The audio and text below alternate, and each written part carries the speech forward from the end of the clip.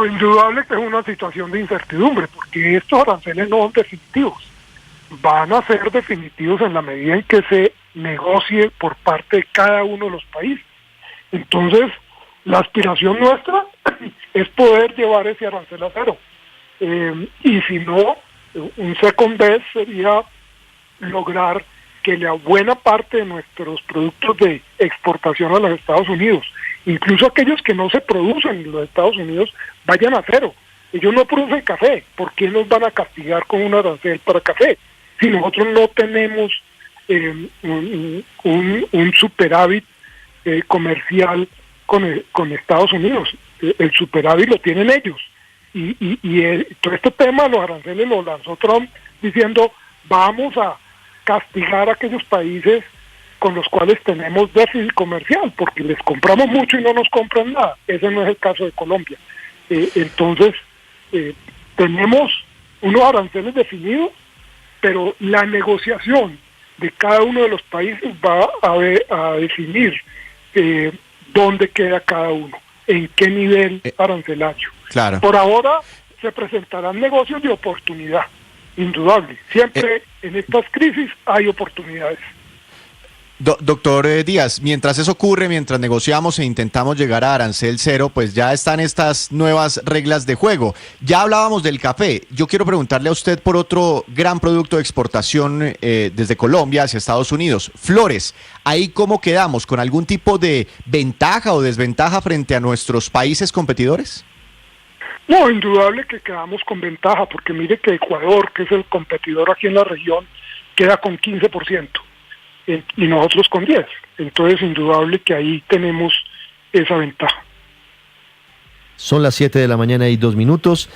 Es el presidente de Analdex, Javier Díaz, con nosotros. Doctor Díaz, una pregunta final. ¿Ustedes han tenido comunicación en estas últimas horas con la ministra de Comercio, con el gobierno del presidente Petro, para saber en qué están las negociaciones con Estados Unidos?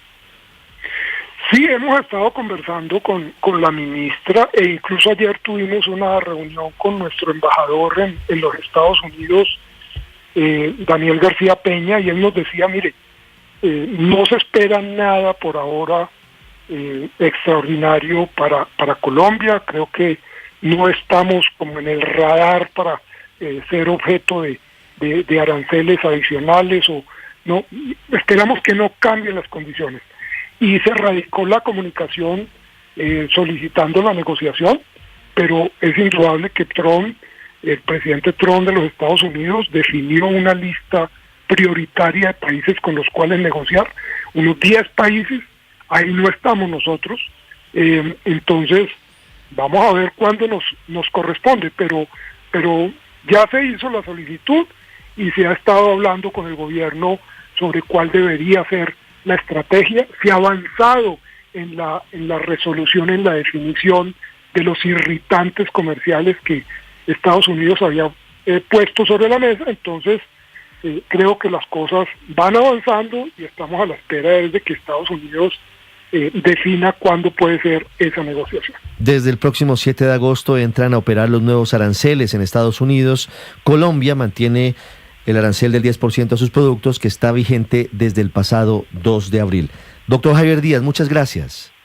A ustedes, muy amables. Y hablamos ahora con la Cámara de Comercio Colombo-Americana, AmCham, que ha entregado anoche tarde un análisis muy juicioso, técnico, detallado sobre la situación, sobre cómo cambian las cosas para los productos colombianos, teniendo en cuenta estos anuncios globales que hace la Casa Blanca. La presidenta de AmCham es María Claudia Lacutir. Doctora Lacutir, buenos días. Muy buenos días, ¿cómo están? Muchas gracias por la invitación, un saludo a toda la mesa de trabajo y también a todos los oyentes. Estoy leyendo el documento que usted envió anoche, doctora Lacutir, un documento muy juicioso de 22 páginas, donde está, por supuesto, en la parte inicial lo que significa el análisis de lo que se conoce, de los elementos disponibles sobre los nuevos aranceles que entran en vigencia el próximo 6 de agosto. 6 de agosto, Colombia tiene los mismos aranceles. ¿Cómo se ve desde la Cámara Colomboamericana este escenario para Colombia? Pues realmente hoy estamos viendo que Colombia ha mantenido un arancel del 10%, lo que debe demostrar que la relación comercial entre los dos países, no de ahora, pero de vieja data, son más de 200 años, tiene unas bases sólidas y al mismo tiempo no podemos quedarnos quietos, que hay que continuar en ese proceso de negociación, continuar en el proceso de trabajar en esos temas pendientes que hacen ruido dentro de la relación comercial, y al mismo tiempo tenemos que fortalecer esa relación comercial a través de mayores acciones para poder abarcar ese espacio que Colombia tiene oportunidades en Estados Unidos. ¿Qué tanto es ese espacio, digo, para llegar a otros tipos de acuerdos, doctora María Claudia, y en qué productos en específico usted lo está viendo? Claramente están excluidos lo que tiene que ver con carbón y con petróleo, que es lo más básico y que es un 30% del 30% ya de exportaciones totales que va a los Estados Unidos. Pero usted estaría pensando en que se pueden llegar a hacer excepciones ¿para qué? Para flores, para banano, para café, para tabaco, para azúcar, frutas, en fin. Pongámoslo entre dos variables. El primero es hoy, que no hay ninguna exclusión y que tenemos el 10%, que es el nuevo 0% arancel, y realmente no podemos estar contentos de que tengamos el nuevo 0% de ASEAN pagando 10%, pero Colombia tiene el menor valor de porcentaje para las exportaciones a Estados Unidos. Y eso nos ha dado que el 82.7% de la canasta exportadora colombiana hoy tiene un impacto limitado para exportar a Estados Unidos. ¿Por qué? Porque el 51% está excluido. Ahí se incluye petróleo y oro. Pero al mismo tiempo tenemos productos que mantienen su competitividad al tener el 10% y otros países tienen aranceles mucho más altos. Por ejemplo, en el tema de las flores que se hablaba anteriormente, nosotros tenemos un arancel del 10%, pero anoche le quedó a Ecuador, que es uno de los principales competidores, un 21.6%. ¿Por qué? Porque además del 15% que recibió anoche, tiene que sumarle lo que está establecido dentro del código armonizado, que es un 6.8% que tenía anteriormente, porque no cumplía o no tenía o no tiene un acuerdo comercial. Entonces, sí hay unas ventajas por tener acuerdo comercial que no nos suman los aranceles previos antes de la entrada en vigencia, como el caso de Ecuador. Pero al mismo tiempo tenemos otros productos que hoy mantienen esa competitividad o mejoran esa competitividad. ¿Como cuáles? Tenemos plantas, flores, café, tenemos también tema de productos derivados de textiles y confecciones, banano, plátano, materiales eléctricos, plástico, productos de construcción. Pero también hay que resaltar, no todos tienen estas variables. Hay unos que sí tienen un impacto negativo que hay que trabajar y fortalecer, como es el caso del aguacate, del pescado, del limón Tahití, de cacao, de algunos productos relacionados con aluminio y temas de plástico. Doctora Lacutir, en el documento de AmCham de anoche, ustedes hablan de la necesidad de aprovechar el diferencial competitivo, justamente un poco sobre estos productos. ¿Eso de qué manera se puede hacer, teniendo en cuenta esta nueva realidad? Mire, como le estoy mencionando, hay variables en este momento que le dan a Colombia una ventaja frente a otros países en Estados Unidos. Adicionalmente, nosotros venimos haciendo un estudio desde el 2018, cuando se le puso los primeros aranceles a China, donde encontramos que Colombia hoy tiene 144 productos con ventaja comparativa frente a China en Estados Unidos. De hecho, 39 de ellos vienen creciendo un 23%, mientras que China decrece un 19% en estos mismos productos. ¿Qué productos entran dentro de esto? Productos minerales, sector agrícola, hay múltiples productos del sector agrícola, productos derivados del plástico, productos químicos, industria alimentaria, textiles y confecciones también abre. Entonces, ¿qué hay que hacer? Es aprovechar en este momento y avanzar en el proceso de necesidad que tienen hoy los empresarios estadounidenses que están buscando proveeduría cercana a uno, y nosotros pues tenemos no solo cercanía sino eficiencia en la logística, y al mismo tiempo sectores y países donde haya un poco más de confianza que en aquellos donde las negociaciones se están teniendo, que tienen un déficit comercial con Estados Unidos. Buscar nuevos y fortalecer actuales es importante. Moverse con agilidad para conseguir nuevos compradores. Hacer una promoción proactiva y agresiva, que se necesita un ProColombia que esté a la vanguardia de las acciones de promoción, que lleve a los empresarios y que nos ayude pues a mostrar esos productos, sustento en la construcción de confianza, alta capacidad de respuesta en volumen, calidad, eficiencia y constancia. En fin, lo que saben hacer los empresarios hay que fortalecerlo, pero al mismo tiempo también es importante, Colombia no se puede quedar quieta, Colombia tiene que ser pragmática y avanzar en su proceso de negociación. Se mandó la carta el 16 de julio, llegamos tarde, pero tenemos todavía una ventana de oportunidad para poder avanzar, como lo hizo México y Canadá, que hoy en día México y Canadá tienen en 55% de su canasta exportadora cero arancel. y ahí competimos con diferentes productos. Claro. Claro. Doctora Lacutir, escuchándola a usted y al doctor Díaz hace un momento, pues de todas formas queda uno con la sensación de que quedamos con muchas ventajas frente a otros países, pero hacia allá va mi pregunta. De que la sacamos barata, Víctor.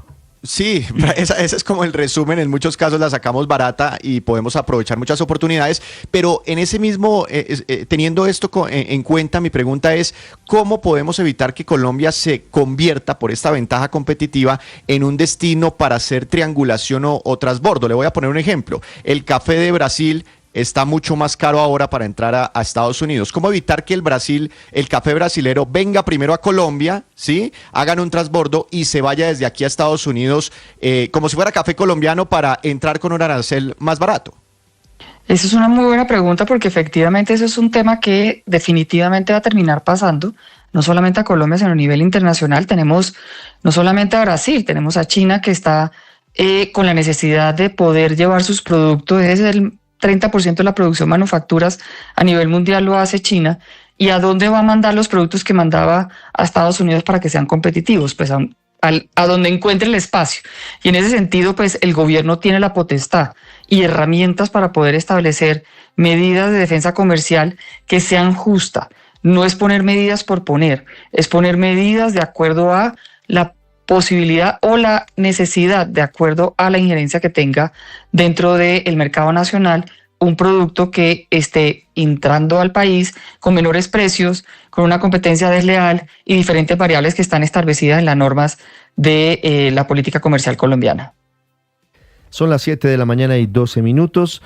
Es María Claudia Lacutir, presidenta de AmCham, la Cámara de Comercio Colombo-Americana, hablando sobre los aranceles de Estados Unidos, hablando sobre la competitividad de los productos colombianos ingresando al mercado norteamericano. Doctora Lacutir, quiero hacerle una última pregunta sobre lo que viene. La ministra de Comercio, Diana Marcela Morales, anoche, cuando reacciona a estos anuncios, dice: continúan los acercamientos técnicos entre ambos países, es decir, Colombia y Estados Unidos, orientados a mantener las relaciones comerciales de manera armónica y constructiva.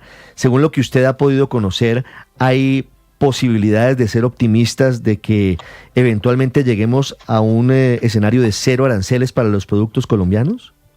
No se ha dado en ningún país que se reduzca el arancel 0% a toda la canasta exportadora, o sea que esa variable no creo que sea posible en el corto o mediano plazo. Abro un paréntesis, ¿por qué digo en el corto o mediano plazo? Porque hay un proceso de demanda a este proceso en Estados Unidos que podría llevar a un cambio de acción por parte de Estados Unidos, eliminando pues los aranceles, pero también tiene variables Estados Unidos de ponerlos a través de otras leyes que hoy en día son vigentes y que puede hacerlo de forma rápida. Pero realmente en este momento no veo que en el corto plazo, mediano plazo, se bajen los aranceles al 0% de ningún país. Pero sí es viable que Colombia pueda, acorde con el acuerdo comercial, reducir los aranceles a productos que tengan norma de origen. ¿Eso qué quiere decir? Que los productos que sean producidos en Colombia, 100% producidos en Colombia o con insumos de Estados Unidos, o que cumplan con el porcentaje de norma de origen, pueden ser exportados a Estados Unidos con 0%. ¿Por qué lo enmarco en ese contexto? Porque fue la negociación que hizo México y Canadá y que otros países están solicitando y que vienen dando buenos resultados. México tiene el 55% de su canasta, está con 0% arancel, Canadá el 38%. Colombia necesita hacer un proceso pragmático, técnico y agresivo también en sus propuestas hacia la negociación con Estados Unidos. Estamos en la lista de espera, llegamos tarde, pero la oportunidad está abierta y sí hay intención de trabajar con Colombia en esta negociación y los procesos se vienen dando. Doctora Lacutir, muchas gracias. Muchas gracias a ustedes.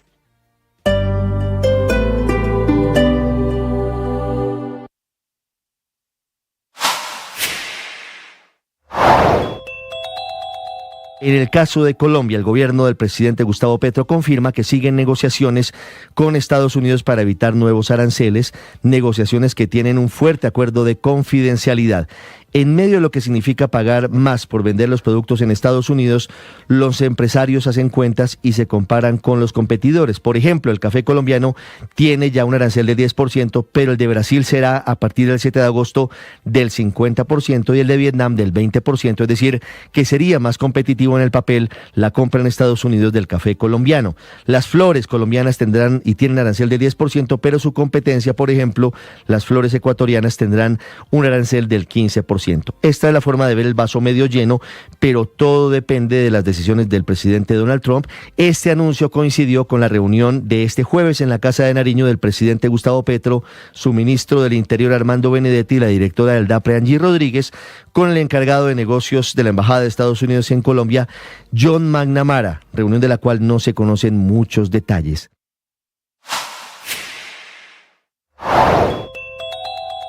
Y no a todos en el sector de la educación les cuadran las cifras que entregó el ministro Daniel Rojas Medellín. Ayer, el ministro de Educación presentó las cifras del panorama de acceso a la educación superior hasta 2024. Aseguró que en 2 años del gobierno Petro, esta es una evaluación de 2023 y 2024, comillas, se abrieron 190.000 cupos, aunque después dijo que se trataba de nuevos estudiantes, una mezcla de conceptos que ha generado un enorme debate en todo el sector. Para algunos académicos y algunos políticos desde el Congreso hay dudas de la fórmula que está empleando el gobierno y sugieren revisar las cifras alrededor de la educación superior en Colombia. Las cifras publicadas son las del Sistema Nacional de Información de Educación Superior y estaban siendo esperadas en ese sector no solo porque muestran el panorama real de la educación, sino porque sirven para medir el avance en una de las promesas de campaña del presidente Petro,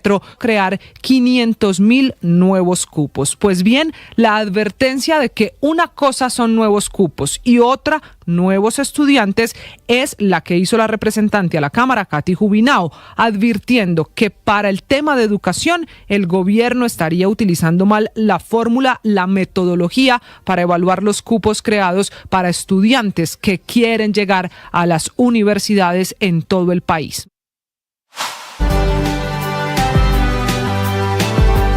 Paola, dirían los abuelos del ahogado del sombrero, es lo que le interpreto a Naldex, a AmCham, de esta decisión del gobierno de Estados Unidos. Anuncia los aranceles que entrarán en vigencia desde el 6 de agosto realmente, es decir, en 5 días. Colombia se mantiene en la lista de los países del 10%, que fue la tarifa global que impuso el 2 de abril el gobierno del presidente Donald Trump. Veremos qué pasa en la práctica.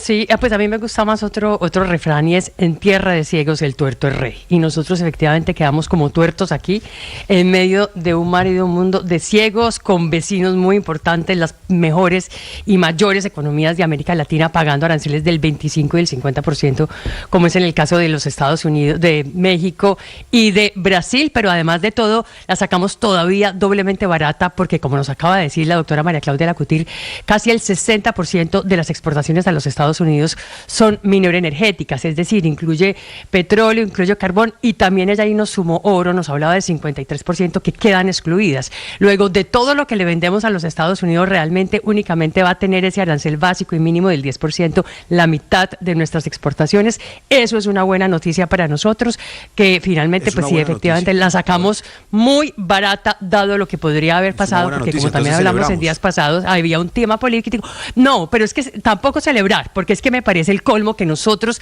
teniendo números rojos en esa balanza comercial con los Estados Unidos, es decir, Paola, nosotros éramos los que teníamos que empezarle a poner a ellos el arancel a los Estados Unidos, porque aquí el juego es muy desigual. Pero dado el trato, dado como nos han tratado y nos han tratado el resto del planeta, pues sí, la verdad es que hay que ver el vaso medio lleno y no medio vacío, Luis Ernesto, aunque sí es injusto. Pero no es para sacar carro de bomberos. Llevándolas de perder con Estados Unidos, con números rojos, comprándoles a ellos más que lo que les vendemos, pues terminemos pagando un arancel del 10%, pero una vez más, en tierra de ciegos, el tuerto es rey. No es para sacar el carro de bomberos, pero la sacamos barata. Aquí no hay buena noticia. Aquí no hay buena noticia. Colombia puede haber sido peor, ¿no? de Estados Unidos. Puede haber sido mucho trigo, peor. No, nosotros le importamos trigo, frijol, lentejas, garbanzos a Estados Unidos con 0% de arancel. ¿Y nuestro café va a tener que pagar el 10%? Es que, como lo decía Paola, Colombia tiene una balanza lo pagamos desde el 2 de abril. Es decir, nosotros le compramos mucho más a Estados Unidos de lo que ellos nos compran a nosotros. Sí, de acuerdo. Nosotros le compramos 1.78 mil millones de dólares más que lo que ellos nos compran a nosotros. Es el déficit que tiene Colombia en esa balanza, como decía, para el año pasado, para 2024. Y entonces salimos a celebrar y decimos, ay no, qué bien nos fue, porque es que a otros les fue peor. No, lo que está pasando en el mundo entero es que todos se están arrodillando ante Donald Trump. Le está funcionando la estrategia, hay que decirlo, porque hay algunos que salen a celebrar que le pongan 10% de arancel y uno sí pone 0% de arancel a los Estados Unidos y sigue comprando todo. Yo sí creo que aquí, digamos, la estrategia de Trump de dividir a todo el mundo, es decir, que todo el mundo negocia por separado, ha llevado a que zonas muy importantes como la Unión Europea terminaron, por ejemplo, un negocio que es inédito. Trump le impone un arancel del 25% de sus productos a la Unión Europea y la respuesta de la Unión Europea es que le baja los aranceles y abre barreras y quita barreras comerciales para los productos norteamericanos. Es decir, no solo no le bajan los aranceles a la Unión Europea, sino que se los suben y además ellos le dan concesión a Estados Unidos. El mundo entero se está arrodillando ante Trump. Y eso lamentablemente es el inicio de unos muy malos tiempos para el comercio internacional. Muy malos tiempos, donde la estrategia de matoneo, la estrategia de humillar a los socios comerciales confiables como ha sido Colombia para los Estados Unidos, imponiéndole el arancel de 10%, salen algunos a celebrarlo. El efecto colateral de esto es la caída en todas las bolsas del mundo, incluso los futuros en Wall Street, que abre hacia las 8 de la mañana. 8 de la mañana, Juan Camilo, o 9 de la mañana, Wall Street. 9 de la mañana, Ricardo, 9 de la mañana, en una hora. Aquí tenemos una hora. En una hora, menos de una hora, sí señor. Sí. También están en rojo, Aurelio. Sí, Ricardo, yo coincido con Luis Ernesto en que lo que sigue pasando es una asimetría entre el comercio de Colombia y los Estados Unidos a favor de Estados Unidos. Se mantiene eso. Y Colombia prende una velita por ahí diciendo, pero es que como a los otros les fue mal, de pronto a nosotros también nos va, pues puede ir un poquito mejor. Mire, Colombia coloca productos en Estados Unidos, los pone en Estados Unidos, equivalente a un mercado de 60.000 millones de dólares, mientras Estados Unidos compra 2 billones de dólares. Nosotros seguimos siendo proveedores en mercados muy marginales de los Estados Unidos y bueno, hay gente que se siente muy contenta por eso. Yo pienso que sigue la asimetría. Ahora, en el caso del café, a mí me parece importante complementar lo que dijo aquí el doctor Bahamón. El café colombiano no es competencia del café brasilero, ni el vietnamita. En Estados Unidos el 15% del mercado es especial y el otro 85% es una mezcla en la que son predominantes el café brasilero y el café vietnamita. El café colombiano tiene una presencia muy relativa en esa mezcla, en la que se consume, digamos, por la gran mayoría de los consumidores norteamericanos. Luego, es probable que lo que suceda es, como dijo aquí el doctor Bahamón, que entre café brasilero, vietnamita o peruano, se mezcle con el colombiano y vaya con la marca de Proud of Colombia. Pero es que eso ya pasó. Es que eso ya ha estado pasando. Pero eso no sería castigado con arancel del 40%, según lo que dijo anoche Estados Unidos.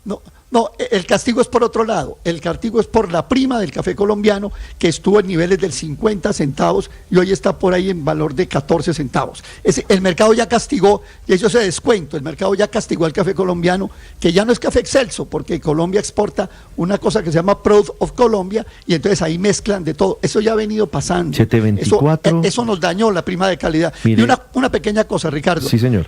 El aspecto político. Yo creo que no podemos pasar este análisis sin mirar el aspecto político. La famosa cláusula Petro, donde iban a decir que Estados Unidos nos iba a castigar, no pasó. Estados Unidos ama a Petro y Petro ama a Estados Unidos. Ayer, en el momento que se está dando las noticias, estaba McNamara reunido con Petro y McNamara dio una entrevista en el periódico El Tiempo el domingo alabando todas las políticas de Petro que nos ha extraditado. No todas. Cocaína. No todas. Pero sí, pues, criticó la cifra de erradicación de cultivos ilícitos. plebiscitos, es una entrevista que petrista. suspendieran las extradiciones. No, yo discrepo de usted, yo no creo que haya sido una La entrevista entrevista de petrista. McNamara fue una entrevista petrista. Esa es su opinión, don Y ahí Aurelio, está la 7:24 minutos. Lo que sí es cierto, de hecho, es un hecho objetivo, es que a pesar de que se habían aquí encendido unas alertas y se había dicho que posiblemente, por cuenta, entre otras cosas, del fallo de la justicia contra el expresidente Álvaro Uribe, Estados Unidos castigaría duro a los productos colombianos con más aranceles, y eso, María Consuelo, No hasta pasó. esta hora no ha pasado, y no pareciera que fuera a ocurrir. Pero además de lo que se ha dicho, que la asimetría perdura y que no hay que sacar bombos y platillos, yo creo que el mensaje de nuestros entrevistados también es: no hay que dormirse. O sea, aquí no podemos cantar victoria y dormirnos en los laureles, porque de lo que se trata es de continuar tratando de que esas ventajas aparentes que tenemos en este momento se profundicen y podamos llegar al arancel cero, por lo menos con una parte importante de la canasta de productos. Lo dijo el doctor Bamón, hay distorsión en el mercado, lo dijo el doctor Javier Díaz, necesitamos volver a lo que el TLC nos permitió, que fue precisamente ese arancel cero, y lo que dice la doctora María Claudia Lacutir es: hay necesidad de no llegar tarde a la negociación. Lo dijo 2 veces, llegamos tarde, estamos en la fila y tenemos que poder profundizar esas ventajas que hoy aparentemente tenemos con más productos para poder llegar al verdadero arancel. Así es, necesitamos mayor competitividad, 7:26 y mayor gestión, minutos. ¿no? Del Ministerio de Comercio. Y mayor gestión. De Proexport. Nos dijo la doctora verdad es que Lacutir la verdad es que nadie sabe qué hacer. que habíamos mandado la carta La verdad es tarde, que nadie Julio. sabe qué hacer. Tratamos de Pero mire que, derivar por ejemplo, algún grado de responsabilidad. Héctor, Europa está en el apostándole a gobierno de una los cosa. Estados. Está apostándole a pasar estos 3 años y medio que quedan de gobierno del presidente Trump de la manera menos turbulenta posible. No sé si les funciona o no. Sí, pero la verdad es que nadie sabe qué hacer, esa es la realidad. Y por eso también, desde el punto de vista, digamos, más político, es muy difícil interpretar esta situación. Desde el punto de vista económico, pues sí, tratar de vender más café, porque Costa Rica le pusieron un arancel adicional y buena parte del café costarricense va a terminar en los Estados Unidos y se parece al de Colombia, y en fin. Pero desde el punto de vista político, la verdad es que nadie ha sido capaz de sacarle el paso, digamos, todos parecen como bailo yo, digamos, que somos incapaces de seguir el paso. Entonces, la gente no sabe bien bailar, porque todos decían... ¿Usted no sabe bailar? No, yo bailo con las manos, muevo los deditos para aparentar bailar, pero digo, es que la verdad es que todos estaban esperando el castigo y tenían el discurso listo. Es que sí, el gobierno de Petro, tal cosa.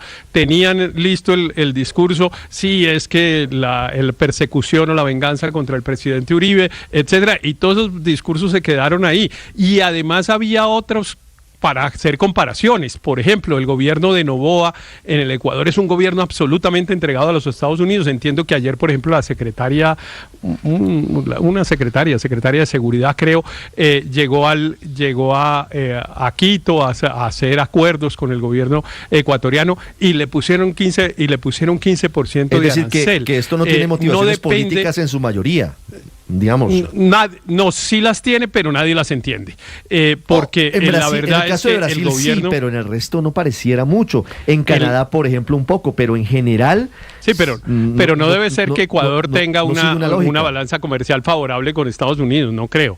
Me imagino que la balanza comercial de Ecuador es proporcionalmente bastante más deficitaria que la de Colombia. Héctor, quien llegó a Quito anoche fue la señora Kristi Noem, ni más ni menos, la que estuvo aquí con el presidente Petro, la directora del Homeland Security. Exacto, y a Costa Rica también la terminaron castigando. Entonces la verdad es que nadie entiende. Y sí, estoy de acuerdo en que no hay que celebrar con bombos y platillos. Mientras Trump esté en el gobierno de los Estados Unidos, la relación con ese país será incierta, sea quien sea el presidente y haga lo que haga el gobierno de cada país. 7:29 minutos. Yo creo, y que eso sí hay que decirlo, hay que destacarlo, Álvaro, en medio de toda la turbulencia, es que Colombia, el embajador García Peña, funcionarios de la Cancillería, lo han manejado de una manera adecuada, más allá de los pronunciamientos públicos del presidente Gustavo Petro, más allá de todo esto, yo puedo leer que se ha hecho un buen trabajo diplomático desde la Cancillería, desde la Embajada de Estados Unidos, de Colombia en Estados Unidos. Sí, pues por ahora parece que,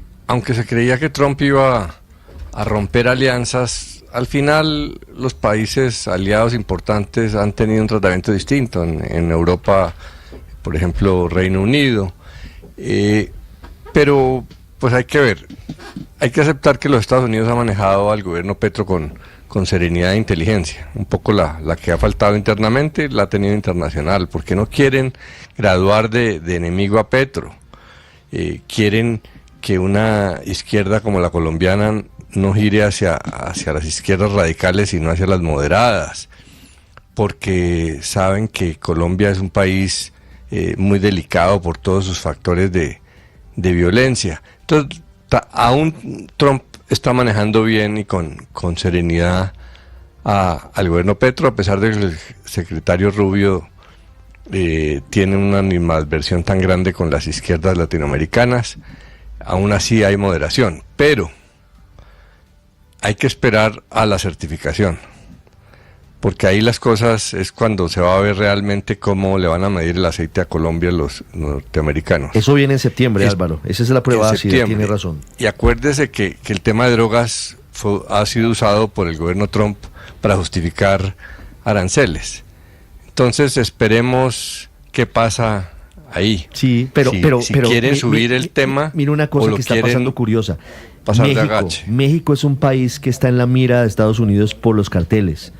Y México está en las mejores relaciones con el presidente Trump. De nuevo aplazó la entrada en vigencia de los aranceles. Así que parece ser que el presidente Trump no quiere bajarle el tono al tema de las drogas, porque pues políticamente es muy dañino. Y si muestra mucho castigo hacia otros países, pues está reconociendo que el problema no está bajando, sino incrementándose en Estados Unidos. Entonces, hay que ver cómo lo manejan, porque el tema de drogas pues es más de política interna que de política internacional. 7:31 minutos, ya vamos a hablar de la reelección indefinida de Nayib Bukele en El Salvador, que se prepara luego de la aprobación en el Congreso. Ya vamos a hablar del juicio y la condena al expresidente Álvaro Uribe. Paula, hablando de aranceles, 7:32 para finalizar. No, para finalizar, de todas formas, Ricardo, ¿qué más podemos hacer? Porque estamos de acuerdo en que pues quedamos igual en un escenario complicado con los Estados Unidos, no nos castigaron más que a otros países, entramos en un lote grande ahí pues de los que van con el mínimo, y también queda ese desbalance. Pero ¿qué más podríamos hacer? Yo creo que no hay mucho que se pueda hacer, por más que nos caiga gordo el señor Donald Trump, por lo que hace, o las imposiciones, pero por ahora y por hoy yo sí creo que es un momento no de sacar el camión de bomberos, como dice usted, que es una buena expresión, a manera de gran celebración, pero tampoco aquí podemos ponernos a llorar, no, tampoco, yo sí creo que en medio de todo y de lo malo que pudo haber pasado, puede haber sido muy malo, claro que sí, hoy respiran un poquito más tranquilos los exportadores Luis Ernesto, colombianos. Para finalizar, 7:32 minutos. Para finalizar, Ricardo, no olvidemos que aquí en Colombia estamos en época electoral. ¿Y qué ha pasado en otros países con los aranceles de Trump y con el maltrato de Trump a sus economías? Pues que debilita a la derecha, le golpea a la derecha. El tarifazo de 50% a Brasil le subió 7 puntos a Lula en las encuestas. Y el tarifazo y el maltrato a Canadá pasó a un partido liberal absolutamente moribundo que había renunciado Justin Trudeau a ganar las elecciones, a pesar de que tenían 25 puntos de diferencia con el conservador que iba ganando y punteando en todas las encuestas. Entonces no subestimemos el efecto político que tienen todos estos atropellos de Trump en nuestros países. Bueno, sí, es cierto, eso exacerba el nacionalismo en muchos casos. Ricardo, ¿usted se acuerda de la expresión que cuando uno está en matrícula condicional? Sí. En el colegio. ¿Usted cree que estamos bajo matrícula condicional? En permanente estado de matrícula condicional. ¿Usted lo llevaban a coordinación por desjuiciado? Exacto, por y lo tienen ahí. Tampoco hay que llegar allá a braviar tanto el ambiente, ¿no? Exacto. Yo creo que nos fue bien. Ahora, ¿sabe quién Matrícula realmente nos maltrata? Estamos bajo matrícula ¿Quién nos maltrata condicional, dice María comercialmente? Consuelo. ¿Quién? China. Es que no hay que mirarnos en el contexto global. Aquí hablamos de un déficit con Estados Unidos, sí, de $1.700 millones. Y ¿cómo es la demás, cosa con China, Víctor? Son 14.000, 15.000 millones de dólares al año en déficit comercial, y a ellos los tratamos bien, bonito, como hay que tratarlos, pues ¿no? Pero realmente el del balance es con China. Mire, Estados Unidos es el país que nos compra el 30% de lo que vendemos, y pues la verdad tampoco hay que llegar allá pateando la lonchera a negociar que somos los braveros. Hay que cuidar Juan también Camilo, las relaciones ¿cómo pese a que no nos fue tan mal, la verdad. ¿Cómo están las condiciones de negociación de Ecuador y Costa Rica, Juan Camilo, al final con Estados Unidos? ¿Cómo fueron? Ricardo, bueno, sí, llamaba mucho la atención que Costa Rica y Ecuador pasaran de esa base del 10% al 15% ayer, incluso porque ellos, según lo que nos informan, iban muy avanzados en las negociaciones, más avanzados que Colombia. Ellos se acercaron y negociaron más. El problema es que en efecto en este 2025 sí tienen un superávit comercial ligero con los Estados Unidos. Por ejemplo, datos de la Cámara colombo-ecuatoriana, estadounidense y ecuatoriana de comercio, dice que en el primer bimestre del 2025 el superávit de Ecuador fue mínimo de 426 millones de dólares. Esta decisión de ayer fue fundamentalmente por motivos comerciales. Por eso es que, por ejemplo, Brasil aparece en la lista con el 10%, porque Brasil tiene su propia orden ejecutiva aparte, política, donde le impone, justificada por los motivos políticos del proceso contra Jair Bolsonaro. Y una anotación, lo que dice Álvaro es muy cierto. Trump está utilizando los aranceles frente a la cuestión de las drogas. El arancel del 25% a México y Canadá está justificado en el tráfico de fentanilo, aunque les dio el beneficio de que los productos que están cobijados por el Tratado de Libre Comercio no tienen ese arancel. Y otra cosa que también hay que tener en cuenta desde la órbita política es que uno hablando aquí en el Congreso y viendo los pronunciamientos de la administración Trump, particularmente de Christopher Landau, pareciera que el tono es: vamos a darle tiempo a la apelación. Si se tienen que tomar decisiones, vamos a darle tiempo a la apelación, porque todos mencionan el proceso de apelación en el mes de octubre. Entonces, simplemente un dato ahí que vale la pena anotar. 7:36 minutos. Ya regresamos en Mañanas Blue. Hablamos del caso al expresidente Uribe y hablamos también de lo que está pasando en El Salvador. Estás escuchando Blue Radio. El gobierno vuelve a perder la puja en el Banco de la República y en una decisión que ni siquiera estaba esperando el mercado, el Banco Central mantuvo las tasas de interés en el 9,25%. La idea de recortar las tasas fue apoyada únicamente por 3 de los 7 integrantes del directorio y obviamente el gobierno quedó inconforme. El ministro de Hacienda, Germán Ávila, dice que la Junta está siendo más papista que el Papa. El presidente Gustavo Petro fue más allá y la acusó de estar apostando con las próximas elecciones. El coro lo hizo el jefe de gabinete, Alfredo Saade, que calificó al Banco de la República como enemigo del pueblo. Sin embargo, el gerente de la entidad, Leonardo Villar, defendió la decisión. Que la Junta del Banco toma sus decisiones con base en información, en criterios técnicos y en bien de la nación, así como lo manda la Constitución. No toma sus decisiones con criterios políticos y menos con criterios políticos de corto plazo. El gobierno quiere que se recorten las tasas para reactivar la economía. Paradójicamente, la reactivación de la economía fue una de las razones por las cuales varios miembros del directorio pidieron cautela. La experiencia espiritual, esa oportunidad de trascender, de conectarse con lo sublime, nos ayuda a tener claro nuestro propósito de vida. Hoy, en el oracional El Man está vivo, propongo eso. Define tu vida para saber hacia dónde vas. Es periodista y también está en Mañanas Blue. 7 de la mañana, 37 minutos. Yo soy un ser alegre. Siempre me ha gustado reír, celebrar, mal cantar, bailar y disfrutarlo todo. Tal vez porque nací en el Caribe, donde la alegría revolotea por las calles y a veces se achanta en la esquina. O tal vez porque mi papá no necesitaba tener un motivo para celebrar. Él se inventaba un motivo cuando tenía ganas de hacer fiesta. Aprendí que desde la alegría se puede enfrentar de mejor manera los problemas, que no se trata de evadirlos, pero tampoco podemos dejar que nos amarguen y nos hagan creer que la vida es un desastre, porque eso no es cierto. Ahora, no soy iluso, entiendo la complejidad de la vida. Son muchas las horas que he dedicado a escuchar a personas en sus problemas, en sus tragedias, en sus fracasos. Pero tengo la certeza de que siempre hay nuevas oportunidades, nuevos comienzos, y que para encontrarlos, algo de alegría debe haber en nuestro corazón. Estoy seguro de que los alegres batallan mejor con sus propias desgracias. Hoy, en el Día Internacional de la Alegría, me pregunto, ¿cómo mantenerla? ¿Cómo mantener esa emoción? Creo que la primera respuesta es ser agradecido. Cuando uno reconoce lo que tiene, por muy pequeño que parezca, se enciende una luz interior. La gratitud nos libra de la comparación y nos permite mirar lo bueno que hay en nuestra vida. La segunda clave es cuidar las relaciones. La alegría se multiplica cuando tenemos con quién compartirla.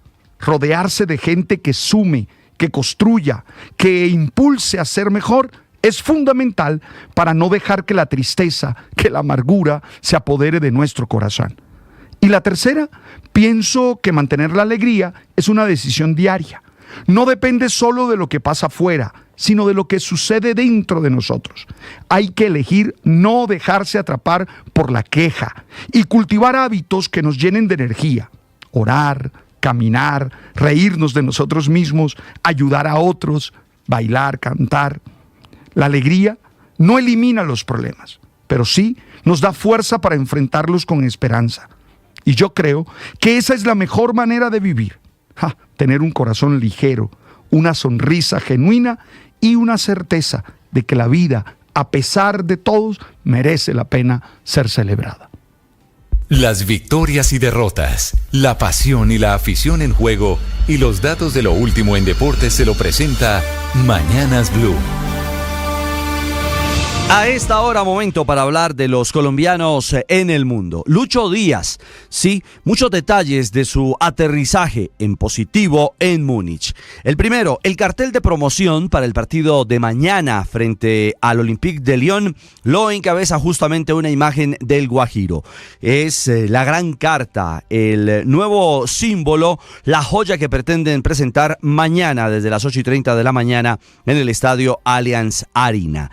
Ya el vínculo, del trabajo mismo, de los entrenamientos, hay varios detalles. Ha llegado con ritmo, con gran actitud y con gol. Eso lo reseña el diario Bild de Alemania, que además cuenta sobre el tema de la comunicación, que ha sido fluida. Primero porque Lucho, aunque no habla todavía bien el inglés, ya lo entiende.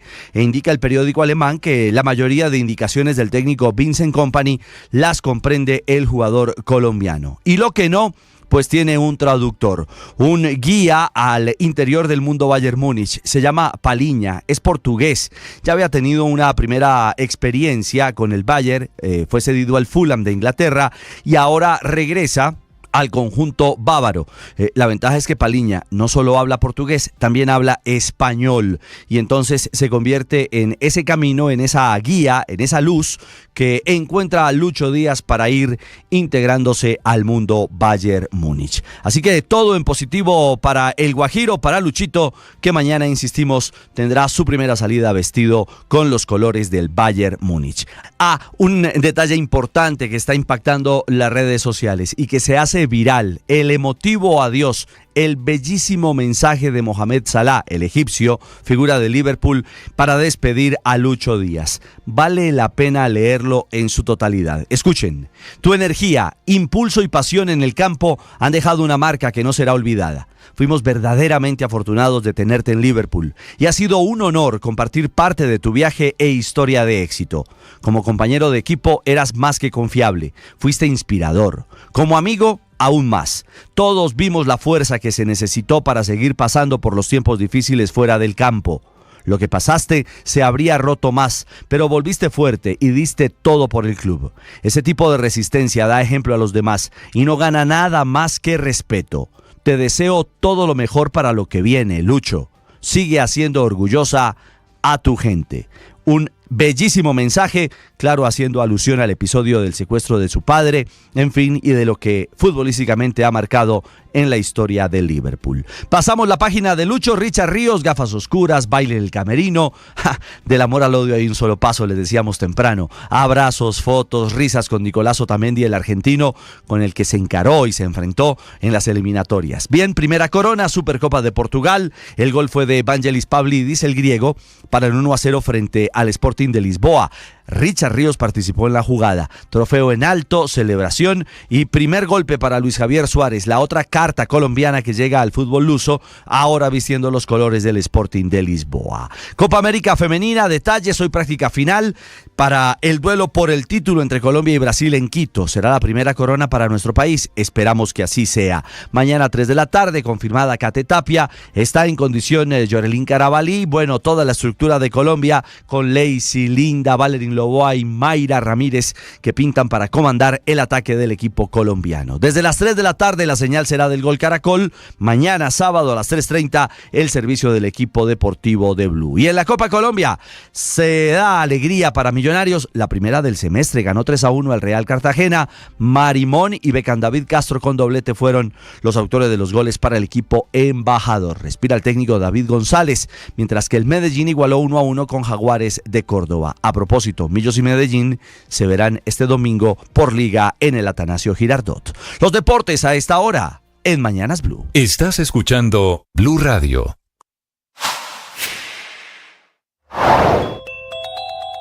La nueva tasa del desempleo en Colombia, que sigue a la baja, cerró en junio en 8,6%, la cifra más baja desde el 2017, con una reducción de 0,4 puntos porcentuales frente al mes de mayo. Las manufacturas, administración pública y atención en salud son los sectores en los que más crece el empleo, pero pierde en información y comunicaciones. Quibdó, Riohacha y Ibagué son las cifras y las ciudades con más desempleo, y Bucaramanga, Medellín y Santa Marta las que tienen menor desocupación. Tiene muy en cuenta el DANE aquí un dato importante, y es que hay un número importante de trabajadores que son informales, trabajadores por cuenta propia.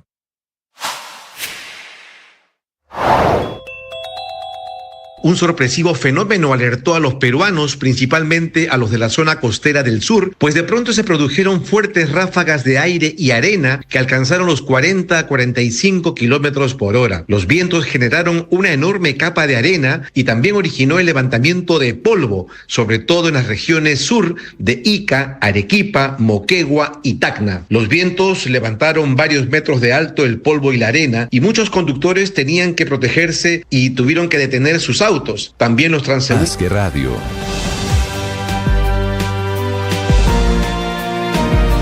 En 5 horas y 15 minutos comenzará la lectura de la sentencia contra el expresidente Álvaro Uribe. Anticipa la juez Sandra Heredia que es un documento de más de 1000 páginas que en principio no sería leído en su totalidad en audiencia pública. Se prevé que a las 2 comience la lectura, que sea algo que dure cerca de 3 horas. En la audiencia se definirá y se conocerá cuál será la pena impuesta en primera instancia contra el expresidente Álvaro Uribe por soborno y fraude a resolución judicial. En ese contexto hay con un pronunciamiento del expresidente Uribe hace minutos en redes sociales, y hay decisiones que ha tomado la defensa del exjefe de Estado. Camila Carvajal. Sí, señor Ricardo, es mensaje el primero de hoy de Álvaro Uribe Vélez, expresidente de la República, que como usted bien cuenta tendrá que volver a esta audiencia en los juzgados de Palo Quemado. Lo hará virtual hoy para la lectura de la sentencia a las 2 de la tarde. Anticipándose a eso, es que el expresidente pone el siguiente mensaje en X. Se lo voy a leer completo, es relativamente corto.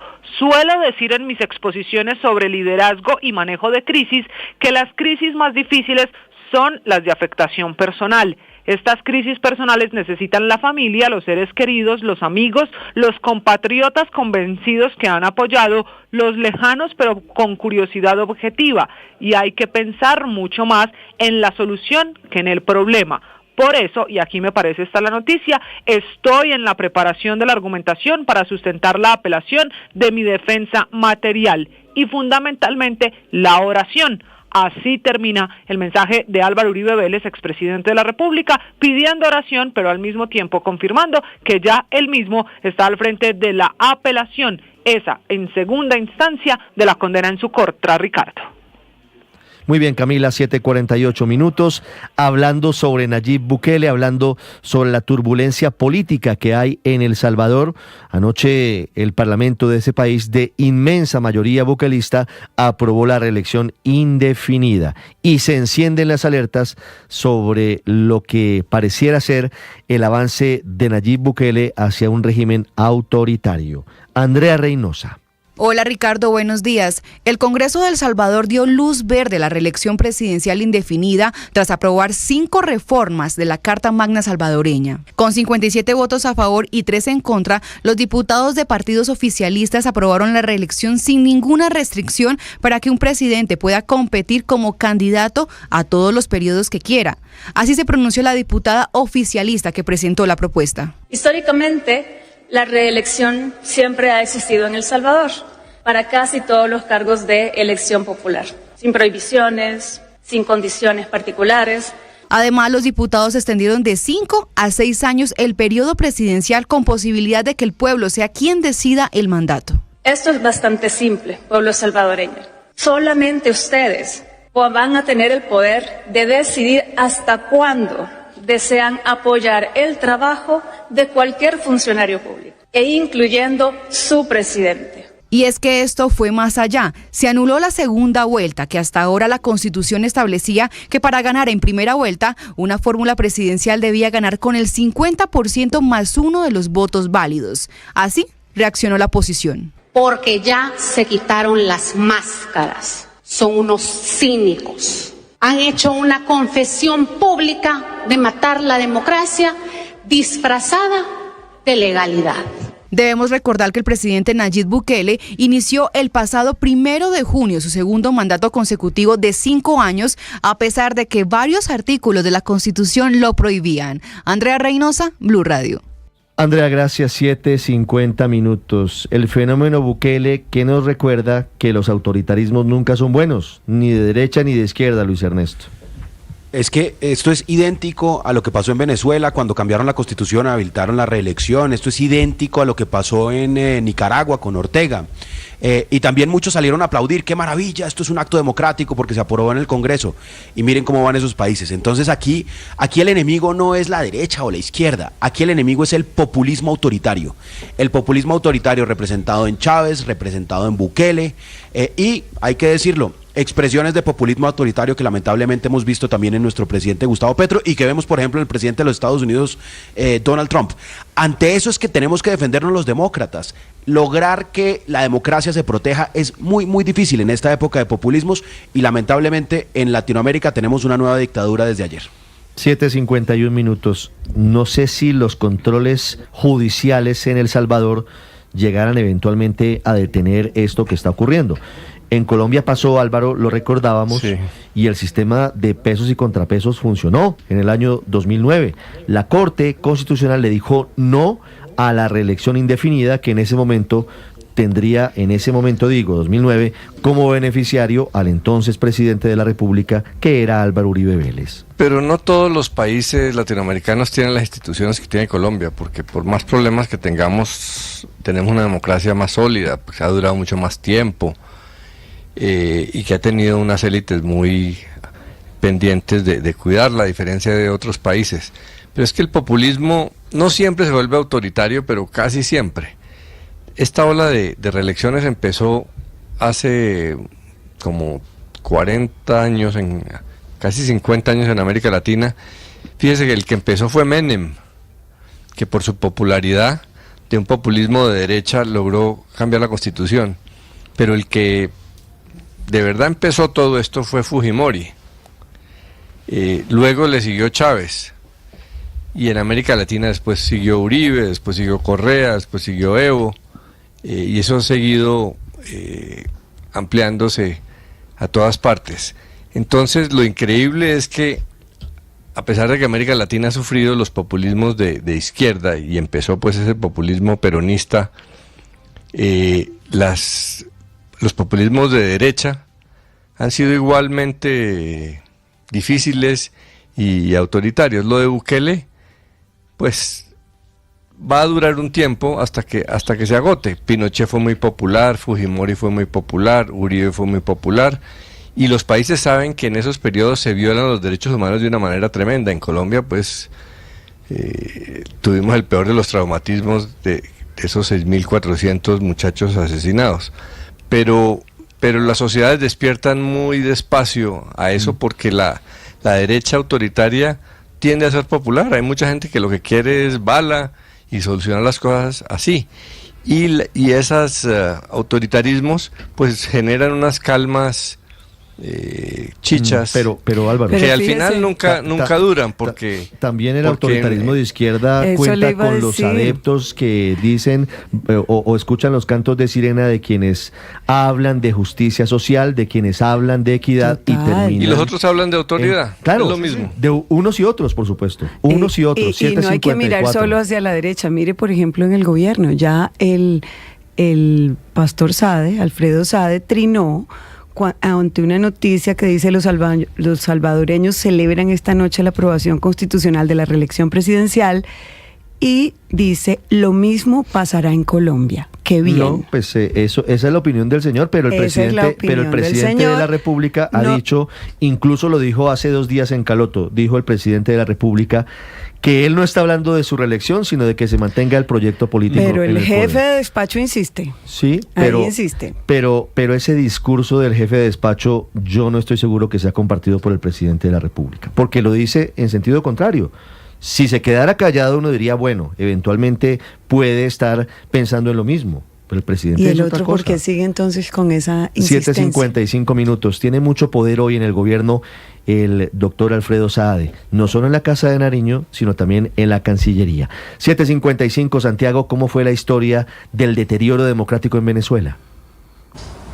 Sí, Ricardo, eso aquí fue en 2006, retomando un poco el tema de la reelección, que hubo la reelección acá, la perdieron por votación y luego fue llevada al Parlamento y allí por mayoría parlamentaria pues la ganaron y quedó reelección indefinida para todos los cargos, 6 años en presidencia, 4 en gobernadores y 5 en diputados y 4 también en el tema de alcaldes. Pero en cuanto al tema electoral, Ricardo, pues la Red Ciudadana conformada por un grupo de ONGs que alerta que el Consejo Nacional Electoral ha estado inmerso en una recurrente transgresión del marco normativo, lo que incluye el irrespeto de las normas relacionadas con los actos postelectorales, la no publicación de los resultados desagregados y la no celebración de las auditorías. Y por eso, pues señalan que acá en Venezuela hay un desmantelamiento del sistema electoral, un proceso que ellos indican comenzó el 28 de julio del 2024, donde por primera vez en una elección no hubo de parte del CNE la publicación detallada de los resultados, es decir, conocer cuántos votos hubo por estado o por municipio o por centro electoral, y donde solo se dijo que Nicolás Maduro resultó ganador. Por esa razón, este grupo de ONG, como te decía, consideran que desde hace un año inició lo que llaman desmantelamiento del sistema electoral. Detallan que hay un vacío de parte del CNE que fue ocupado por actores de otros poderes del Estado y mencionan al presidente del Parlamento, Jorge Rodríguez, y al ministro de Interior y Justicia, Diosdado Cabello, como las personas que asumieron vocería sobre aspectos técnicos y operativos electorales, lo cual alertan consolida la percepción de que el CNE es subordinado y sin autonomía ni autoridad real. Acá el CNE, en teoría, en la Constitución, es un poder autónomo distinto al resto de los poderes. En el documento también señalan que las regionales y legislativas de mayo parecieran marcar una nueva etapa en los procesos electorales en Venezuela. Lo definen como un nuevo patrón en la organización de los procesos electorales acá en el país y lo califican como elecciones sin competitividad, sin garantías y sin transparencia. Sí. Te repito, Ricardo, es la Red Electoral Ciudadana, conformada por un grupo de ONG que alertan sobre el desmantelamiento del sistema electoral luego de las presidenciales del 2024. Dos elementos para la discusión adicional que teníamos, Santiago. Por una parte, que como debía ser, y lo hizo en su momento, el entonces presidente, que era Álvaro Uribe, acató el fallo de la Corte y se fue en 2010, como debía haber ocurrido, como debía haber pasado, y pasó. Y lo otro, un comentario que proviene de autoridades en instancias judiciales en torno al terrible episodio de los falsos positivos. La cifra en discusión, por supuesto, fueron miles y no importa si fueron, digamos, 1 o 6.402. Claro que esa cifra es simbólica, no sustentada plenamente por las autoridades judiciales. Fueron miles de asesinados, pero no todos en el gobierno de Álvaro Uribe. Se agrava en el gobierno de Álvaro Uribe en 2002 en la política de seguridad democrática, pero es una práctica que la justicia tiene documentada desde los años 70. 7:58, una pausa y regresamos en Mañanas Blue.